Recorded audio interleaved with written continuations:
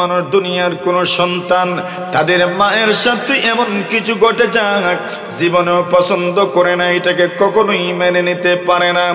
আল্লাহর হাবিব বলেন, সাহাবীরে আমার, আতুহিব্বু যালিকা মা উখতিক, তোমার বোনের সাথে যদি এমন কিছু ঘটে যায় তুমি ওইটাকে কোন চোখে দেখবা? তুমি কি ওইটা পছন্দ করবে, মেনে নিবে? আল্লাহর নবী বিশ্ব নবীজির সাহাবী বলেন, না না ইয়া রাসূলুল্লাহ, আমার মেয়ের সাথে এমন কিছু ঘটে যাবে আমি তো জীবনেও মেনে নিতে পারবো না, জীবনেও মেনে নিব না, ওইটা আমি সহ্য করতে পারবো না। আল্লাহর নবীজি বিশ্ব নবী সাল্লাল্লাহু আলাইহি ওয়াসাল্লাম বলেন, দুনিয়ার কোনো ভাই তাদের বোনদের সাথে এমন কিছু ঘটে যাক পছন্দ করে না। এইভাবে তার মাহরামদের নাম ধরে ধরে পয়গম্বর তাকে বুঝাইলেন। অতঃপর নবীজি সাল্লাল্লাহু আলাইহি ওয়াসাল্লাম তাকে একদম কাছে ডেকে আনলেন, তার বুকের মধ্যে সিনার মধ্যে হাত রাখলেন আর নবীজি তার জন্য দোয়া করলেন, আল্লাহুম্মা হাসিন ফারজান ওয়া তাহির কলবাম ওয়া গফির যামবাম। আয় আল্লাহ তাআলা, আপনি তাকে সতী বানায়া দেন, আপনি তাকে সচ্চরিত্রবান মানুষ বানায়া দেন, আপনি তার অন্তরটাকে পাক করে দেন, হৃদয়টাকে পাক করে দেন, পবিত্র করে দেন, অন্তরটাকে শুদ্ধ পরিশুদ্ধ করে দেন এবং তার জীবনের গুনাহসমূহ মাফ করে দেন। সাহাবী বলেন, নবীজি গো, আমি তো এমন ভাবে কোনোদিন চিন্তাও করি নাই, ভাবিও নাই। এইবার বুঝতে পেরেছি, আমি যদি দুনিয়ার কারোর সাথে জিনা করতে যাই সেও তো কারো মাস, কারো বোন, কারো মেয়ে হবে। যেমন ভাবে আমি আমার মা, আমি আমার বোন, আমি আমার মার সাথে, আমি আমার মেয়ের সাথে, আমি আমার খালা, আমি আমার ফুফু, এমন কারোর সাথে এমন কিছু ঘটে যাক জীবনেও যেমন কামনা করি না, পছন্দ করি না, ঠিক তেমনি ভাবে যার সঙ্গে এমন এমন দুর্ব্যবহার আমি করব, এমন খারাপ কাজে লিপ্ত হব, ওই মানুষটাও তো কারো না কারো বোন হতে পারে, কারো মা হতে পারে, কারো মেয়ে হতে পারে। আল্লাহর নবীর সাহাবী বলেন, নবীজি গো, এইবার বুঝতে পেরেছি এমন কাজে অংশগ্রহণ করা জীবনেও কোনো মুমিনের জন্য উচিত নয়। সুবহানাল্লাহ। মানে কি সুন্দরভাবে রাসূল তাকে বুঝাইয়া দিলেন, উপস্থাপন করলেন তার সামনে বিষয়টা। এর জন্য উলামায়ে কেরাম বলেন যে আত্মশুদ্ধির পথে যারা থাকেন, যারা উম্মাহের আত্মশুদ্ধির জন্য কাজ করে যান, এদের একটা গুণ হইল আত-তাওয়াদু ফীমা বাইনাহু ওয়া বাইনান নাস। যা এই উলামায়ে কেরাম এবং এই বুজুর্গানের দ্বীন এবং তাদের সাথে যারা উঠা বসা করেন, তাদের কাছে যারা আসা যাওয়া করেন, এদের মধ্যে সম্পর্ক থাকে বিনয়ের সম্পর্ক। সুবহানাল্লাহ। কিজাত সম্পর্ক ভাই? বিনয়ের সম্পর্ক। এজন্য উম্মাহের সাথে বিনয়ের সম্পর্ক স্থাপন করা দরকার। বিনয়ের মাধ্যমে উম্মাহের ইসলাহ কার্যক্রম পরিচালনা করা দরকার। আরেক হাদিস আপনাদেরকে শোনাই। নবী আকরাম সাল্লাল্লাহু আলাইহি ওয়াসাল্লামের এক সাহাবী, যাকে বলা হয় বেদুইন একজন সাহাবী, মানে গ্রাম্য মানুষ, আদব তামিজ কায়দা কানুন খুব বেশি একটা জানা নাই। নবী আকরাম সাল্লাল্লাহু আলাইহি ওয়াসাল্লামের জীবদ্দশায় আল্লাহর রাসূলের সামনে যারা আসতেন বসতেন, তাদের মধ্যে অনেকেই ছিলেন যারা আদব তামিজ এত বেশি চিনতেন না। নবীজির খেদমতে আসার পরে আস্তে আস্তে আস্তে আস্তে এই ব্যাপারটায় ওনারা অনেক উন্নতি লাভ করেছেন। এমন সাহাবী একাধিক ছিলেন, অনেকজন ছিলেন, যাদেরকে আরবি বলা হয়, যাদেরকে বেদুইন বলা হয়, যাদেরকে দূরের মানুষ বলা হয়, যাদেরকে গ্রাম্য মানুষ বলা হয়।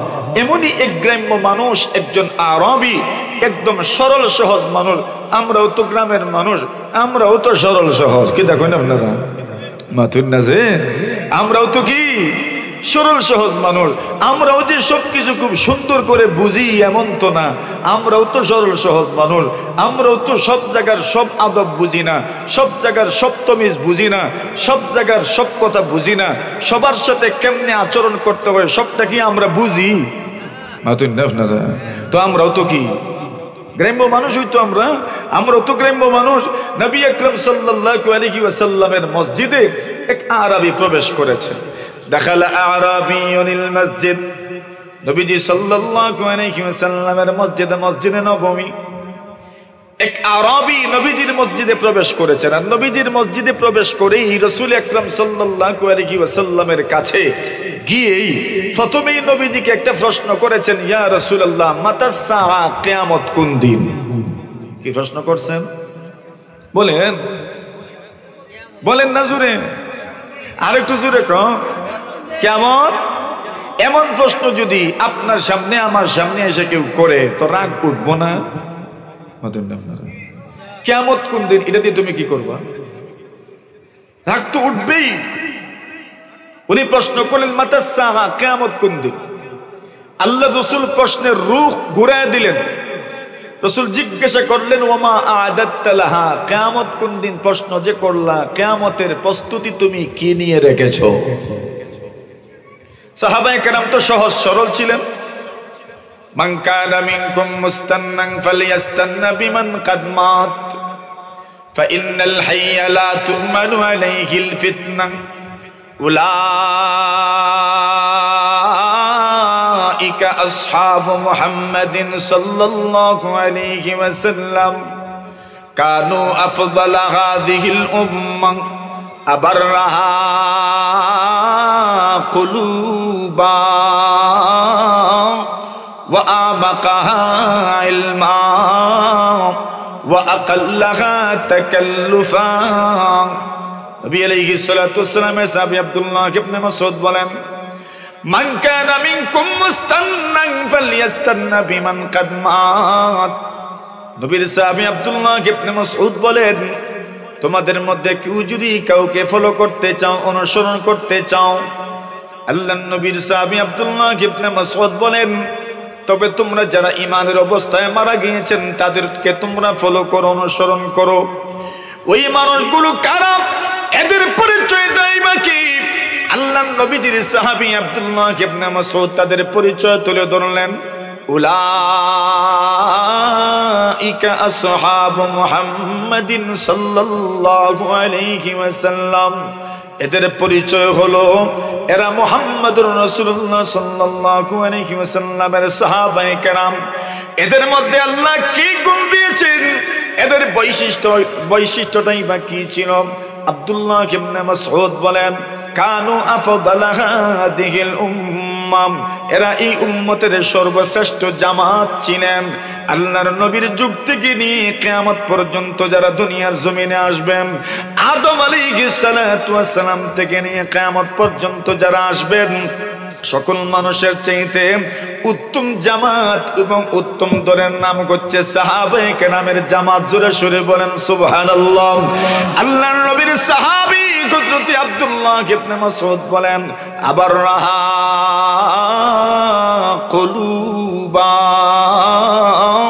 এদের অন্তর ছিল একদম নির্মল, এদের অন্তর ছিল একদম নিষ্কলুষ, এদের অন্তরের মধ্যে কোনো ময়লা ছিল না, এদের অন্তরে কোনো ধরনের কলুষতা ছিল না, এদের অন্তরে তো স্বচ্ছ ছিল, এত শুভ্র ছিল, এদের অন্তর এত কোমল ছিল, এত নরম ছিল, এত স্বচ্ছ, এত শুভ্র ছিল, এত পাক ছিল, এত পবিত্র ছিল। আব্দুল্লাহ ইবনে মাসউদ বলেন, আবার নাহা কুলুবা, হবে ভাই হবেই না বা কেন? এদের অন্তরের পরীক্ষা তো নিয়েছেন স্বয়ং আল্লাহ পরমার্দিগারে আলম। এত সুন্দর অন্তরওয়ালা, যা বুকে তাই তাদের মুখে, মুখে একটা আর বুকে একটা এমন ছিলেন না। বুকে যা মুখে হতাম, মুখে যা বুকে হতাম, দিলে যা লালন করতেন তাই মুখ নিয়ে প্রকাশ করতেন।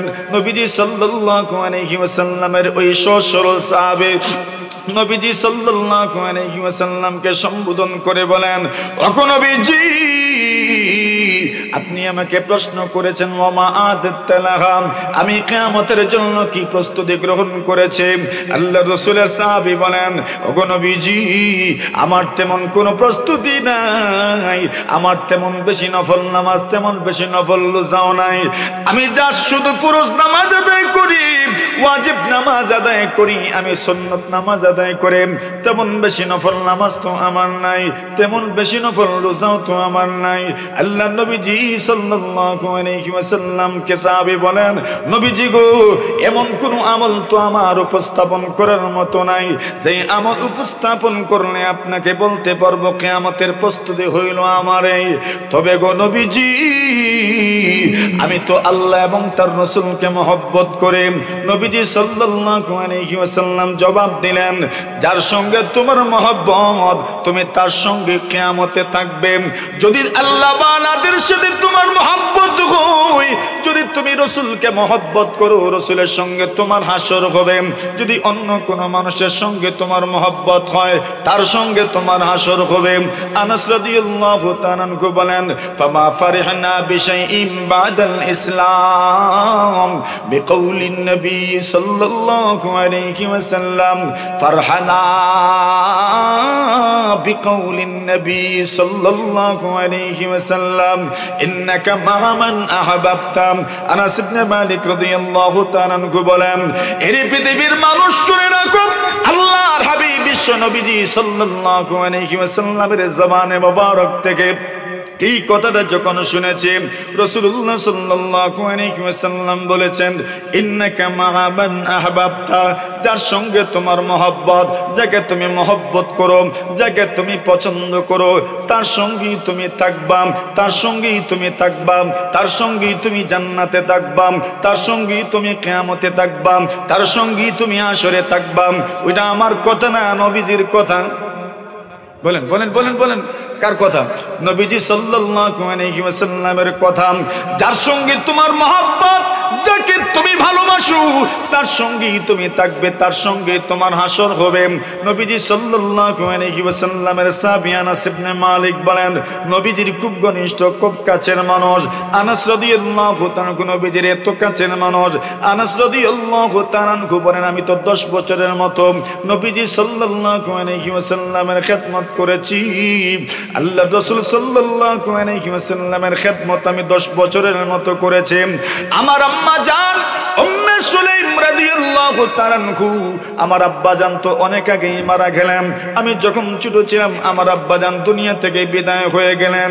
নবীজি সাল্লাল্লাহু আলাইহি ওয়াসাল্লামের সাহাবী আনাস বলেন, আমার আব্বা মালিক যখন মারা গেলেন, মালিকের ইন্তেকালের পরে আমি আমার আম্মার তত্ত্বাবধানে লালিত পালিত হচ্ছিলাম।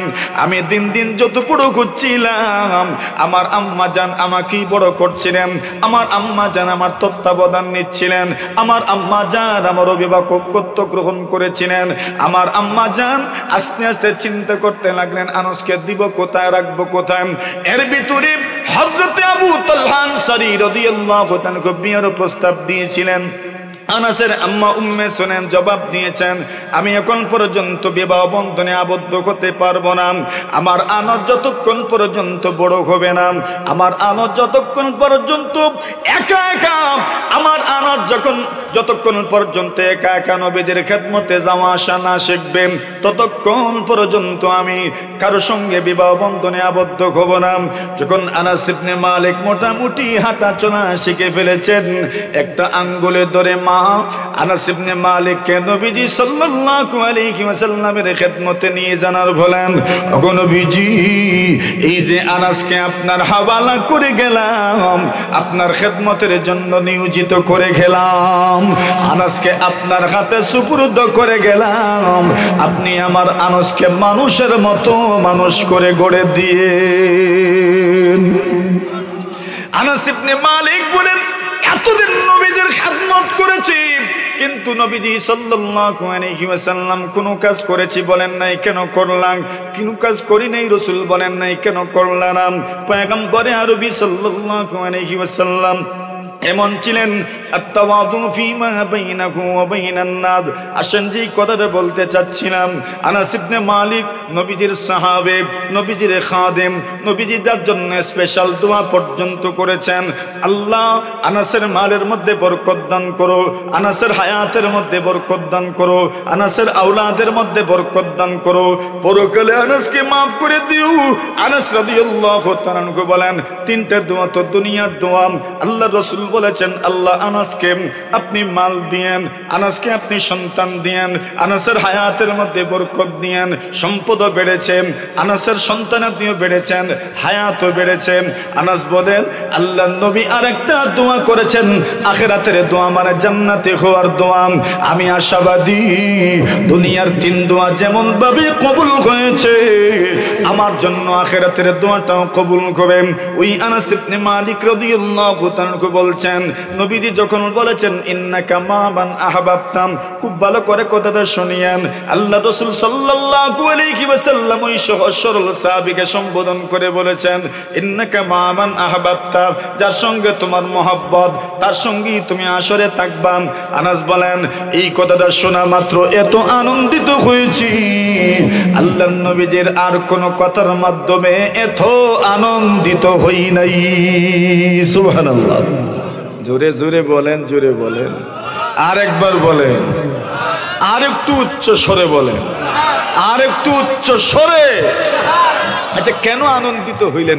কারণ তো বলার দরকার। এত আনন্দিত হইলেন, রাসূল বলছেন ইন্নাকা মা'মান আহবাবতা, যার সঙ্গে মহব্বত তার সঙ্গে তোমার হাসর। কার কথা বলেন? কার কথা? এখন বলেন, আমি আপনাদেরকে জিজ্ঞাসা করি, আপনারা কাকে মহব্বত করেন? বলবেন না? বলেন দেখি না, কারে মহব্বত করে? রাসূলকে। মাশাআল্লাহ। কাকে মহব্বত করে? জোরে বলেন।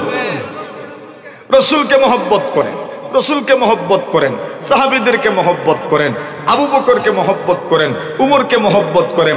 রাসূল কি বলেছেন? যার সঙ্গে যার মহব্বত তার সাথেই তো থাকবে। এখন আপনি কাকে মহব্বত করেন? কথা বলেন। রাসূলকে মহব্বত করেন। আমি রাসূলকে মহব্বত করি, আমি আবু বকরকে মহব্বত করি, আমি ওমরকে মহব্বত করি। বলুন তো, রাসূলের কথা মতো আমিও থাকবো কার সাথে? বলেন না, বুঝেন নাই? আমিও থাকবো কার সাথে? রাসূলের। কথা তো সহজ। এই কথাটা আনাস বলছেন, আমি এত আনন্দিত হয়েছি। ফামা ফারিহনা বিশাইইন বাদাল ইসলাম ফারহানা বিকাউলিন নবী সাল্লাল্লাহু আলাইহি ওয়াসাল্লাম ইন্নাকা মান আহবাবতাম ফাইন্নী উহিব্বু রাসূলাল্লাহ ওয়া আবু বকরিন ওয়া উমর ওয়া আরজু আন আকুনা মাআহুম ওয়া ইল্লাম আ'মাল বিমিসলি আ'মালিহিম। ইমামে বুখারী রাহিমাহুল্লাহু তাআলা মানাকিবত নাই এই হাদিস উল্লেখ করেছেন। নবীজি সাল্লাল্লাহু আলাইহি ওয়াসাল্লামের সাহাবী আনাস ইবনে মালিক বলেন, এই কথাটা শোনার পরে এত আনন্দিত হয়েছি, আল্লাহর রাসূল সাল্লাল্লাহু আলাইহি ওয়াসাল্লামের কথাটা শোনার পরে এত আনন্দিত হয়েছে। কোন কথাটা শুনে আনন্দিত হয়েছে? রাসূল বলেছেন ইন্নাকা মান আহবাবতাম, যার সঙ্গে তোমার মহব্বত তার সঙ্গে তোমার হাসর। আল্লাহর নবীর সাহাবী বলেন, আমি তো রাসূলকে মহব্বত করি, আমি আবু বকরকে মহব্বত করি, আমি তো ওমরকে মহব্বত করি। ওয়া আরজু আন আকুনা মাআহুম ওয়া ইল্লাম আ'মাল বিমিসলি আ'মালিহিম, এবং আমি আশা রাখি, আমি আকাঙ্ক্ষা রাখি, আমি আশাবাদী আল্লাহর নবী বিশ্ব নবীজি আবু বকর ওমর এবং বড় বড় সাহাবীদের সাথে আমার হাসর হবে। যদিও আমি আনাসের আমল আল্লাহর নবীজি সাল্লাল্লাহু আলাইহি ওয়াসাল্লাম এবং আবু বকর ওমর এদের আমলের মতো যদিও আমার আমল হয় না, কিন্তু নবীজি এবং আবু বকর ওমরকে মহব্বত করার কারণে আল্লাহর নবীর ভাষ্য মতো, নবীজির বক্তব্য মতো, নবীজির কথা মতো এদের আমলের সমান যদিও আমল আমার নাম, কিন্তু এদেরকে মহব্বত করার কারণে এদের সঙ্গে হাসর হবে, আমি আশাবাদী। সুবহানাল্লাহ। কেন? রাসূল তো বলেছেন ইন্নাকা মান আহবাবতা, যার সঙ্গে তোমার মহব্বত তার সঙ্গেই তো তোমার হাসর। এখন আত্মশুদ্ধির এই লাইনে যারা আত্মশুদ্ধি করেন, সুবহানাল্লাহি ওয়া বিহামদিহি সুবহান সুবহানাল্লাহিল আযীম। এরা জানেন মানুষের সাথে ব্যবহারটা কেমন হবে, তাওয়াদু তথা বিনয়। ওই আরাবী বেদুইন সাহাবী মসজিদে প্রবেশ করেছেন, নবীজিকে প্রশ্ন করলেন, মাতাস সাআ, কিয়ামত কোন দিন? আল্লাহ রাসূল জিজ্ঞাসা করলেন, কিয়ামতের কি বা তুমি প্রস্তুতি গ্রহণ করেছো? আচ্ছা, এরপর উনি বললেন, হে রাসূল, আমি আপনার জন্য দোয়া করতে চাই। রাসূল বললেন, করো দোয়া, এটা তো ভালো কথা, আমার জন্য তুমি দোয়া করবা, করো তুমি আমার জন্য দোয়া। উনি এক দোয়া করলেন, আল্লাহুম্মা আরহামনি ওয়া মুহাম্মাদান ওয়ালা তারহাম মা'ানা আহাদা। দোয়া করলেন, আল্লাহ আমাকে রহম করেন, মুহাম্মদকে রহম করেন, আমার উপর দয়া করেন, মুহাম্মদের উপর দয়া করেন, আমরা দুইজনের সাথে তৃতীয় কোনো মানুষের উপর দয়া করিয়েন না। শুনছেন দোয়া? কথা বলে দোয়া শুনছেন? কি দোয়া করছেন? আমরা দুইজনের উপর রহম করেন, তৃতীয় কাউকে শামিল করিয়ে না। আল্লাহর হাবিব সাল্লাল্লাহু আলাইহি ওয়াসাল্লাম বলেন, লাকাদ তাহাজ্জারতা ওয়াসিআ। সাহাবীরে আমার, তুমি মনে করেছো আল্লাহ যদি তোমাকে দয়া করেন, আল্লাহ যদি আমাকে দয়া করেন, তোমার সঙ্গে আমার সঙ্গে যদি তৃতীয় কাউকে আল্লাহ শামিল করেন, মনে হয় তোমার অংশে আমার অংশে দয়ার ভাগ কম পড়বে, তুমি মনে করেছো, ভেবেছো। আল্লাহর নবী বলেন, আল্লাহর রহমতের সাগর, আল্লাহর দয়ার সাগর এমন নয় যে তোমাকে আর আমাকে দয়া করলেই কমে যাবে, অথবা তোমার এবং আমার সাথে অন্য কাউকে শরীক করলে কমে যাবে না। নাম আল্লাহ রাসূল সাল্লাল্লাহু আলাইহি ওয়াসাল্লাম বলেন, লাম্মা কাদাল্লাহুল খালক কাতাবা কিতাবান ইনদাহু ফাওকাল আরশ। আল্লাহ রাসূল সাল্লাল্লাহু আলাইহি ওয়াসাল্লাম বলেন, আল্লাহ পরওয়ারদিগারে আলম যখন আসমান সৃষ্টি করলেন, জমিন সৃষ্টি করলেন, পুরো পৃথিবী যখন আল্লাহ সৃষ্টি করলেন, অতঃপর আল্লাহ পাক এমন একটা কিতাব আরশে আজিমের মধ্যে রেখে দিলেন। ওই কিতাবখানা আল্লাহ দুনিয়ার কোন নবী রাসূলের কাছেও পাঠান নাই। এই কিতাবের মধ্যে লেখা আছে, ইন্না রাহমাতি সাবাকাত গাযাবি। আল্লাহ রাসূল বলেন, আল্লাহ পাক লিখে রেখেছেন, আমার রহমত আমার গুসার চাইতে 1000 কোটি গুণ বেশি। অন্য হাদিস শরীফের মধ্যে রাসূলুল্লাহ সাল্লাল্লাহু আলাইহি ওয়াসাল্লাম বলেন, ইন্নাল্লাহা খালাকার রাহমাতা ইয়াওমা খালাকাহা মিআতা রাহমা। আল্লাহ রাসূল বলেন, এরে উম্মত, আল্লাহ পরমাত্মীকারে আলম যেই দিন রহমত সৃষ্টি করেছেন, সেই দিন আল্লাহ তাআলা 100 ভাগ রহমত সৃষ্টি করেছেন। এই 100 ভাগ রহমত থেকে আল্লাহ পাক নিজের কাছে 99 ভাগ রহমত আল্লাহ পাক রেখে দিয়েছেন। 1 ভাগ রহমত আল্লাহ পরমাত্মীকারে আলম এই পৃথিবীর মধ্যে বিচরণকারী মানব দানব আরো যত মাখলুক রয়েছে, ওই মাখলুকের মধ্যে আল্লাহ 1 ভাগ রহমত বন্টন করেছেন। ওই 1 ভাগ রহমতের মধ্য থেকে কোটি কোটি ভাগের 1টা ভাগের মালিক হয়েছে মানব জাতি। আর ওই 1টা ভাগের মালিক হওয়ার কারণে এইবার তাদের মধ্যে মহব্বত পাওয়া যায়। সন্তান বাবাকে মহব্বত করে, বাবা তার সন্তানকে মহব্বত করে, চতুষ্পদ জন্তুগুলোকে ওই 1 ভাগ রহমতের কোটি কোটি ভাগের 1টা ভাগ দেওয়া হয়েছে। এদের মধ্যে মিল মহব্বত পাওয়া যায়, এদের মধ্যে মিল আছে, মহব্বত আছে, দয়া আছে। আল্লাহর নবী বলেন, এইবার তুমি কল্পনা তো করে দেখো, আল্লাহর কাছে 99 ভাগ রহমত কিন্তু এখনো রয়ে গেছে। আল্লাহর নবী বলেন, এরে সাহাবী, তুমি ভেবেছো আল্লাহ তাআলা যদি তোমার সঙ্গে আমার সঙ্গে অন্য কাউকে দয়া করেন, তোমার অংশে এবং আমার অংশে মনে হয় কম পড়বে? না না, আল্লাহ যদি পুরা পৃথিবীর মানুষকে একসঙ্গে মাফ করে দেন, আল্লাহর রহমতের এত বিশাল ভান্ডার থেকে একটা চুল পরিমাণও রহমত কমবে না। কিন্তু উনি তো ওনার কথা মতো বলছেন, আল্লাহুম্মা আরহামনি ওয়া মুহাম্মাদা, আল্লাহ আমাকে রহম করেন আর মুহাম্মদকে রহম করেন, ওয়ালা তারহাম মা'ানা আহাদা, আমাদের সাথে অন্য কাউকে রহম করিয়েন না। আল্লাহ রাসূল বলেন, লাকাদ তাহাজ্জারতা ওয়াসিআ, হয় নাই তোমার দোয়া। দোয়া এইভাবে করে না কেউ যে শুধু আমাকে রহমত দেন, আমাকে দেন, আমাকে দেন, আমাকে দেন। না না, শুধু নিজের জন্য দোয়া না, অপরের জন্য দোয়া করো। অপরের জন্য যত বেশি দোয়া করবেন, ওই দোয়া আল্লাহ তাআলার ফেরেশতাদের দোয়ার বরকতে আপনার জন্য কবুল হয়ে যাবে। অতঃপর সাহাবী একটু দূরে গিয়েই মসজিদের ভিতরেই উনি পেশাব করে দিলেন। আচ্ছা বলেন তো, মসজিদের ভিতরে যদি কেউ পেশাব করে দেয় তো ঝগড়াটা লাগে কেমন? আরে কথা কোন ঠিক না বেটি? ছোট ছোট বাচ্চারা যখন মসজিদে যায় আর যদি কোনো সময় কোনো কাম গড়াইয়া দেয় তো কি মনে করেন ওই অভিভাবকের উপর মানুষ কি একটু খেপে না? কি পরিমাণ খেপে। আর সেখানে মসজিদে গিয়েই তো পেশাব করে দিয়েছেন, সাহাবায়ে কেরাম শুরু করেছেন, আরে তুমি কি করলে, এটা কি কাজ হইল, তুমি এটা করলা কেন, তু মে শুরু হয়েছে, মানে ধমক ধমক শুরু হয়েছে। রাসূল বলেন, আরে ধমক দিও না, ধমক দিও না, ধমক দিও না, তাকে আমার কাছে নিয়ে আসো। রাসূল তাকে বুঝাইয়া দিলেন, এগুলো আল্লাহর ঘর, এগুলো মসজিদ, এখানে এমন কোনো কাজ করা উচিত নয় যেটা আল্লাহর ঘরের সাথে যায় না। বিশেষ করে পেশাব পায়খানা থুতু থেকে শুরু করে ওইগুলো মসজিদে ফেলতে নেই, বরং এটা সবসময় পরিষ্কার পরিচ্ছন্ন রাখতে হয়। সাহাবী বললেন, এইবার না আমি বুঝতে পারলাম আল্লাহর ঘর মসজিদের আদব আমাকে রক্ষা করতে হবে। সুবহানাল্লাহ। তো দেখেন তো এখানে নবী আকরাম সাল্লাল্লাহু আলাইহি ওয়াসাল্লামের ইসলাহের এই তরিকাটাও উম্মতের প্রতি তার দায়বদ্ধতা, উম্মতের প্রতি তার দরদ, উম্মতের প্রতি তার মহব্বত, একজন সাধারণ মানুষের প্রতি রাসূল সাল্লাল্লাহু আলাইহি ওয়াসাল্লামের দয়া আর মহব্বত তো আপনি দেখেন। এটাই হচ্ছে আত-তাওয়াদু ফীমা বাইনাহু ওয়া বাইনান নাস। মানুষের মধ্যে মানুষের সাথে সম্পর্কটা থাকবে বিনয়ের সম্পর্ক, তাওয়াদুর সম্পর্ক। 3 নম্বর হইল আল-মুজাহাদাতু ফীমা বাইনাহু ওয়া বাইনান নাফস। যেই সমস্ত উলামায়ে কেরাম আত্মশুদ্ধির এই বিশাল ময়দানে নিজেদেরকে নিয়োজিত রাখেন, যারা উম্মাহের ফিকির করেন, উম্মাহের আত্মশুদ্ধির জন্য কাজ করে যান, এদের মধ্যে 3 নম্বর গুণ হইল আল মুজাহাদাতু ফীমা বাইনাহু ওয়া বাইনান নাফস। এদের মধ্যে এবং নফসের মধ্যে সম্পর্ক হলো জিহাদের সম্পর্ক। মানুষের মন, মানুষের প্রবৃত্তি একদিকে নিয়ে যেতে চায়, কিন্তু বান্দা বলে প্রবৃত্তির শোনো, আমি তোমার পূজারী নই, তুমি যেই দিকে নিয়ে যেতে চাইবে সেই দিকে আমি যাব না, বরং তোমার বিরোধিতা করেই যাব।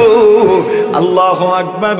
ওই সমস্ত উলামায়ে কেরাম, ওই সমস্ত বুজুর্গানে দিন, ওই সমস্ত যুবক, ওই সমস্ত মুরব্বি যারা নিজের নফসের সাথে কম্প্রোমাইজ করে না, নফসের সাথে সমঝোতা করে না, আল্লাহর ওলিদের 3 নম্বর পরিচয় হইল যাদেরকে প্রবৃত্তি পরিচালনা করতে পারে না, বরং প্রবৃত্তির পরিচালনায় এরা বিপদগামী না হয়ে বরং প্রবৃত্তিকে তারা পরাজিত করে মহান আল্লাহর ওলি হয়ে যায়। সুবহানাল্লাহ। আল মুজাহাদাতু ফীমা বাইনাহু ওয়া বাইনান নাফস। মানুষের এক নফস আছে না নাই? জোরে কোন নফস আছে না নাই? ওই নফস, মন কি ভালো কাজের কথা বলে আদেশ করে না খারাপ কাজের আদেশ বেশি করে? কোনটার আদেশ বেশি করে? মানুষ যদি তার মনের পূজারী হয়ে যায়, কোন মানুষ যদি চায় সারাটা দিন রাত 24টা ঘন্টা যদি সে পেটের চিন্তা আর যৌন কামনা মিটানোর চিন্তায় যদি খাটাইতে চায়, তাহলে ওই মানুষ চাইলেই পারে, ঠিক না বেটি? কেন তার মন তাকে সব সময় এই দিকেই নিয়ে যায়। এমন গর্হিত কাজ থেকে মনকে ফিরিয়ে নিয়ে আল্লাহ তাআলার ইবাদতের মধ্যে লাগিয়ে রাখা, এটা একজন মানুষের জন্য কি পরিমাণ কঠিন, এটা বলে কয়ে শেষ করা যাবে না। এজন্যই আল্লাহর রাসূল সাল্লাল্লাহু আলাইহি ওয়াসাল্লাম উম্মতের কলবের ব্যাপারে, হৃদয়ের ব্যাপারে আল্লাহর রাসূল সাল্লাল্লাহু আলাইহি ওয়াসাল্লাম তাদের অন্তরের ব্যাপারে কথা বলেছেন। অন্তর তার কেমন হওয়া চাই, তার অন্তরটা কেমন হওয়া দরকার, তার অন্তরটা কেমন হবে, তার অন্তর যদি এমন হয় তাহলে ওই লোকটার কোন পরিস্থিতি হবে। আল্লাহর রাসূল সাল্লাল্লাহু আলাইহি ওয়াসাল্লাম অন্তরের অবস্থান বর্ণনা করেছেন। এ উম্মত, মানুষের শরীরে একটা গোশতের টুকরা আছে, ওই গোশতের টুকরা যদি সঠিক পথে পরিচালিত হয়, এটা যদি সঠিক হয়ে যায়, এটা যদি সঠিক হয়ে যায়, এইটা যদি ঠিক হয়ে যায়, তার পুরো বডি ঠিক হয়ে যাবে। আর গোশতের এই টুকরার মধ্যে যদি পছন ধরে, এটা যদি পচে যায়, এটা যদি নষ্ট হয়ে যায়, তার পুরোটা বডি নষ্ট হয়ে যাবে, ঠিক কিনা?